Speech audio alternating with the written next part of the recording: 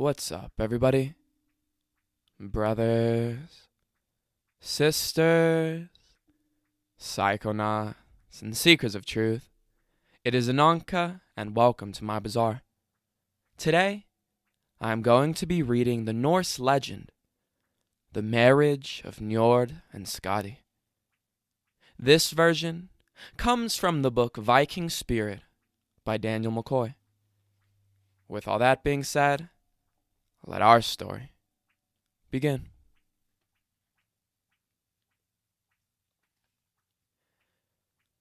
While the gods were feasting in celebration of their slaying of the giant Thjazi and the return of Idun to their halls, an uninvited guest stormed into their merrymaking.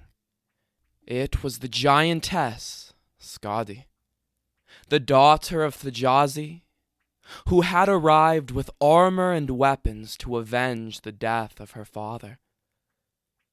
The gods were patient with her, and after many conciliatory words, they convinced her to accept compensation instead of seeking vengeance.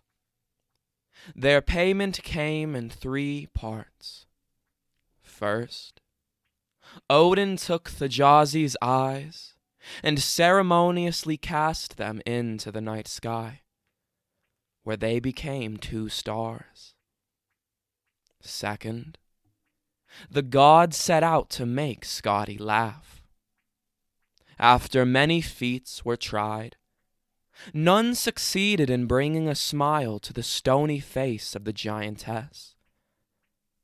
At last, Loki tied one end of a rope to a goat and the other end around his testicles, and began a game of tug-of-war with the goat.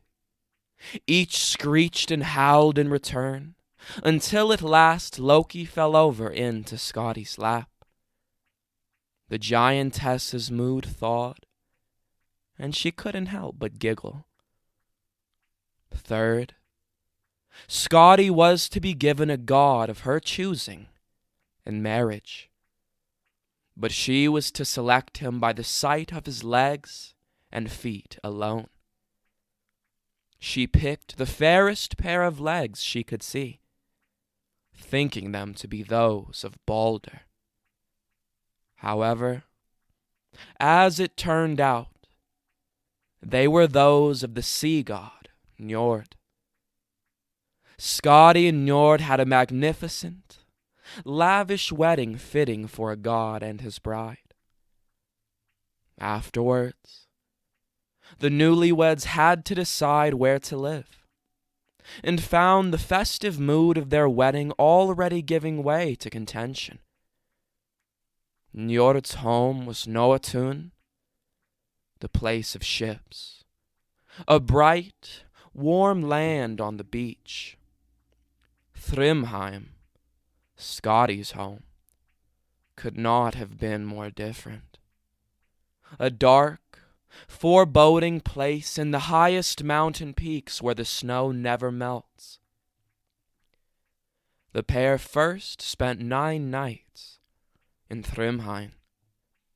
When this time had passed, and they made their way down from the mountains, Njord declared that, although brief, his time in Thrymheim had been loathsome. He had been particularly dismayed by the sounds of the wolves, to which he overwhelmingly preferred the songs of the swans, to which he was accustomed. After the 2 had slept for 9 nights in Noatun, Skadi had similar opinions to express regarding the sunny home of Njord. The cries of the sea birds had been unbearably abrasive to her ears, and she had found it impossible to sleep. So she departed for the mountains, and the 2 parted ways.